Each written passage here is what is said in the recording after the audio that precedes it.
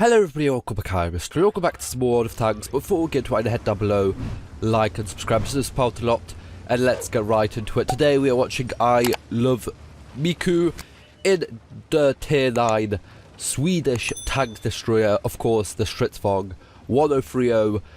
Really decent type. I want to combine the word sniper and tank, but yes, a very decent sniping tank.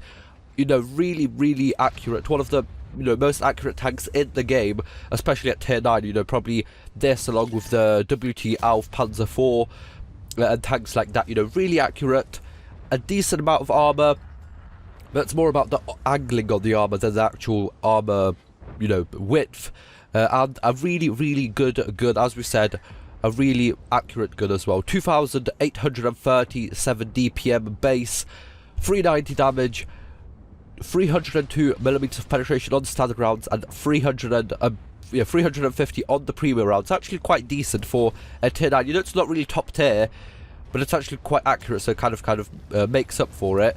When you're in siege mode, 0.29 accuracy, which, for a tier 9 tank destroyer, most tank destroyers at this tier have really big derpy guns and aren't really quite that accurate, but this one is. What else is good about this tank? Well, as we can see over here, well, you can't see, I can see though, 105mm caliber gun, so you can overmatch, 30mm plates, 35mm plates as well as that. I'm not really too sure. With 1,500 meters a second shell velocity, so this is really good for sniping. Of course, 50 forwards, 45 backwards in the kind of travel mode, I guess you could call it. Not really that much, zero gun traverse when you're outside of the siege mode, but then when you're in it, it's actually, you can, spin on the circle. 40mm of hull armor at the front, 30 at the side, 30 at the rear, 1,500 hit points, and 360 meters view range. So, we've talked about this tank right at the start, kind of went into a little bit more depth than I would normally do, because at the start, nothing really happens in this game. Miku goes out east into kind of like the field over here, where you would normally go in a tank like this, because this is probably one of the worst tanks in the worst maps in the game for this sort of tank, because you really want wide open fields, a huge map. This is just 500 by 500, I'm pretty sure, so he's going to get spotted when he shoots these tanks over here. You really want to tank Prokhorovka, Malinovka, where you can just set up in a bush 500 meters away from your opponent, not get spotted when you shoot. Again, just use that near, probably over 3,000 DPM with equipment and a good crew. On a map like this, you probably want something more like the Jag Tiger. What else do we have? Probably even a Gorilla would do better on a map like this, because it has a turret, and of course this doesn't. It has to stop, wait those 2 seconds to turn into that shooting mode, and then you can actually finally shoot.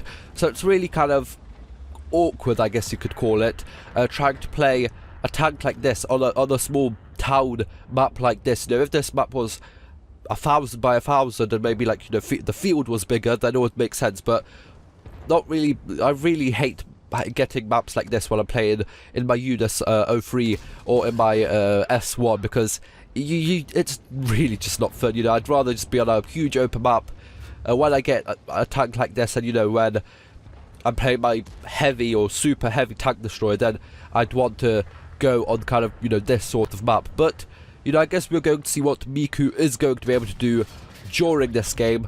Gets unlucky over there and actually fails to hit the lower plate of that object 705, but does manage to take him out with his second, or their second shot towards that tank.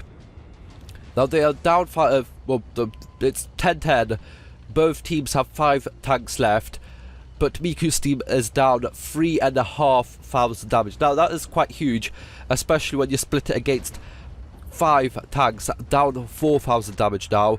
They've lost a tank, they've put in good shots as well though, which is good, up to 2,000 damage, 1 kill, bounces off the charm because he can bounce off it. I'm pretty sure the FV1 215B has a low enough gun as well to be able to bounce off the front. It's not 3 times bigger than the 40mm off the front. You know, they were meant to change the kind of overmatching mechanics when these tanks came into the game, and I remember playing it on the test server, and it felt really awesome playing the 103B. You know, you could actually bounce against like an E100 and stuff like that.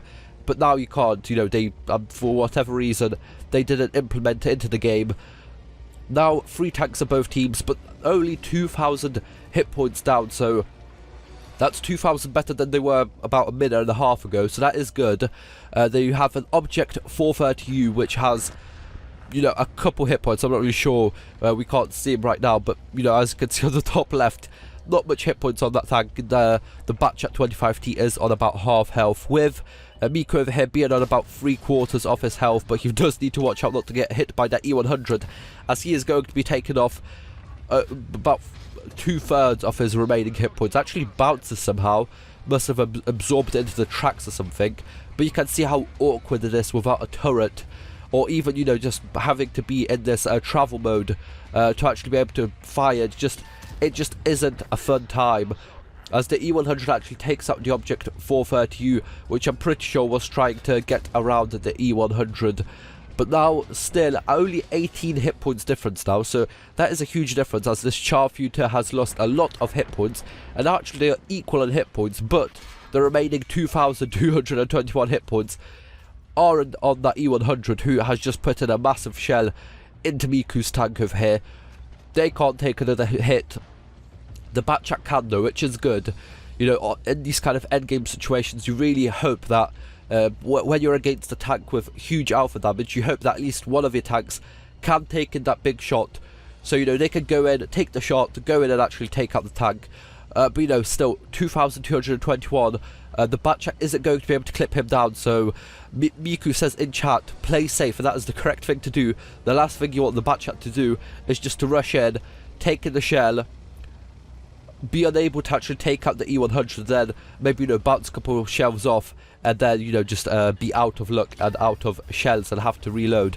And actually, I'm not really sure if the Batchat has said already, or maybe he's going to say soon, but he is actually quite low on rounds.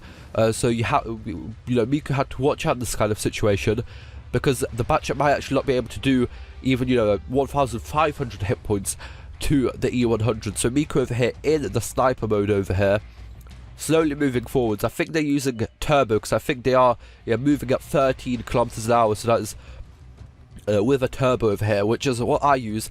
I used to use vents, gun rammer, and binoculars, but now I actually switched with, you know, equipment 2.0 to vents, a turbo, and and binoculars, because you want the vents to just make everything better about the tank. You know, I think that's just the equipment that you should use on literally every single tank. Then you have the turbo to actually make this thing fast, especially the S1. I found that is just quite sluggish compared to the tier 9 and tier 10, especially the UDES 03 at tier 8. And then the binoculars to spot for yourself, because, you know, most of the time, if not all of the time, maybe not on a map like this, but most of the time, you are, you know, 400, you are literally spotting distance away from tanks, so you want your view range to be as good as possible to be able to spot them as far away as possible, so you can actually you know, spot them before they spot you and start shooting them. But Miku has gotten around the back of this E100. I'm not really sure if the E100 is aware of that, but Miku does get spotted, but puts in a good shot against the E100. Is that Batchat going to come in? The Batchat says that he has 3 shells left. So that is 390 times 3. So he's definitely not going to be doing the hit points of this E100. Miku thinks that is a destructible part of the building, and that is actually kind of thrown me off a couple of times, because on some vehicles, on some maps in the game, a part of a house like that would actually be able to, you know, actually break, but apparently over here not. So Miku misses a shell over there. The Batchat takes a huge shell from the E100. Miku on 5,000 hit points and 2 kills. This Batchat is on 5 kills himself. Puts in a good shot, but that is actually reloading.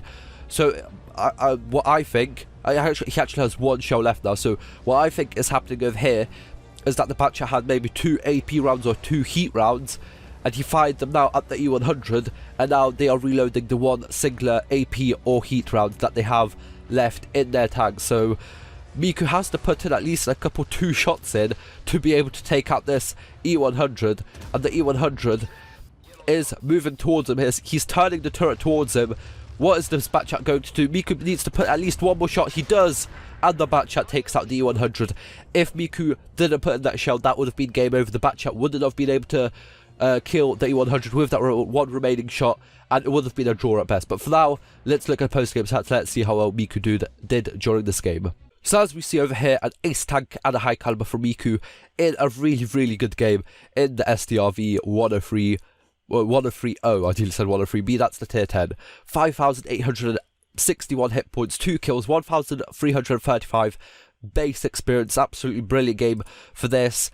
And actually gaining nearly 100,000 credits because they were using a premium account. Didn't really fire that much. I think they were just firing regular rounds, and well, you know, this is actually a really good tank to actually just play, you know, free to play, because huge amount of penetration on your regular rounds, and also just being so accurate that you don't need to, you know, just kind of wish or hope that your shell is going to go towards the tank. You just can pinpoint where you want to hit on the tank. But for now, that's good. Peace. Hope you guys enjoyed. Like, share, subscribe. See you guys next time. Bye bye.